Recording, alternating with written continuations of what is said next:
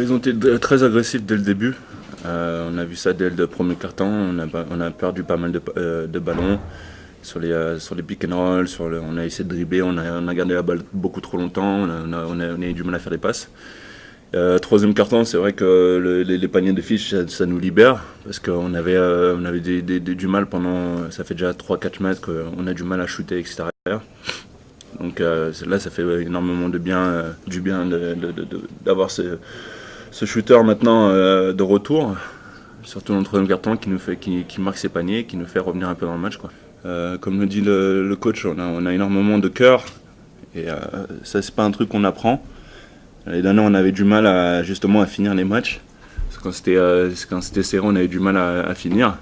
Et puis voilà, cette année, on a rectifié ça, et puis on a pas mal de joueurs qui vont se battre jusqu'au bout, et ça fait énormément plaisir. C'est notre jeu maintenant, quoi.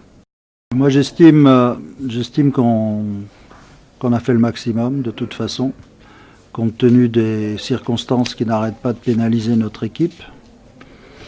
On a donné quelques minutes à John Linehan, mais même un tir à 3 points, mais il demande à sortir parce que ça ne va pas, et donc il ne peut pas terminer le match, mais pourtant on ne lui a pas donné beaucoup de minutes. Il joue blessé. Et puis l'absence de notre pivot se fait sentir sur la stat du match qui est le rebond. 22 rebonds offensifs pour Strasbourg contre 23 rebonds défensifs pour nous. Quand on a eu les rebonds défensifs, je dirais globalement, ça a coïncidé avec le fait qu'on puisse produire du jeu rapide, qu'on puisse surprendre Strasbourg en première mi-temps sur quelques contre-attaques. Voilà. Mais quand en deuxième mi-temps, on n'a plus jamais les rebonds,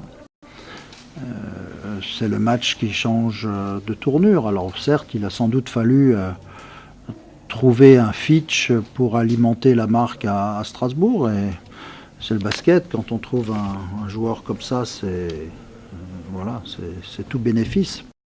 Je pense, oui, que les gens, à défaut d'avoir vu le spectacle qu'ils attendaient, ont connu beaucoup d'émotions. Et donc, c'est aussi pour ça qu'on aime ce sport, parce que peu d'entre eux peuvent réserver de tels scénarios.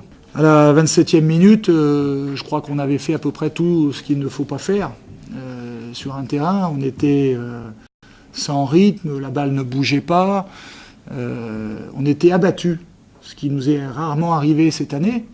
Bon, avec en plus 3 fautes pour nos 2 arrières, Louis Campbell et Gérald Fitch, ce qui fait que j'en ai sorti un des 2 au début. Et Gérald sur le banc, probablement, s'est dit qu'il devait jouer son Vatou, et on a eu la chance qu'il soit un autre joueur que celui qu'on avait vu jusque-là.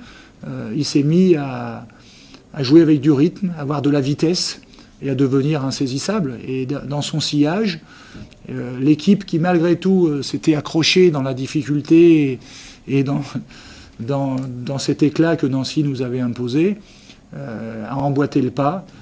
Et petit à petit, on a refait ce retard. On a pris 49 rebonds, eux 33. Cette équipe-là, normalement, elle en prend 14 offensifs. C'est la meilleure au rebond depuis le début de la saison, quasiment. Et ce soir, on l'a écrasé. Il n'y avait pas Sean Keane, mais il n'y avait pas que ça. Et je pense que, par exemple, un joueur comme Jeff, très malheureux dans ses tirs, qui cherche sa confiance, a eu ce soir, par exemple, le mérite de se battre comme un chien du début jusqu'à la fin. Et dans ce domaine-là, nous a récompensé et s'est récompensé lui-même, jusqu'à son alley-oop décisif. Mais ça, c'est un peu le symbole aussi du travail qu'on a accompli. C'est pour ça que je suis très prudent aujourd'hui, je suis très heureux, parce que je connais l'importance de ce type de victoire. Voilà, dans ces moments-là, la victoire est très importante. Quand vous venez de perdre 3 fois, elle vous évite la crise de confiance, et est en tout cas le meilleur moyen de pouvoir redémarrer. Donc maintenant, charge à nous, bien sûr, d'être bien meilleurs à Cholet si on veut confirmer ce succès inespéré de ce soir.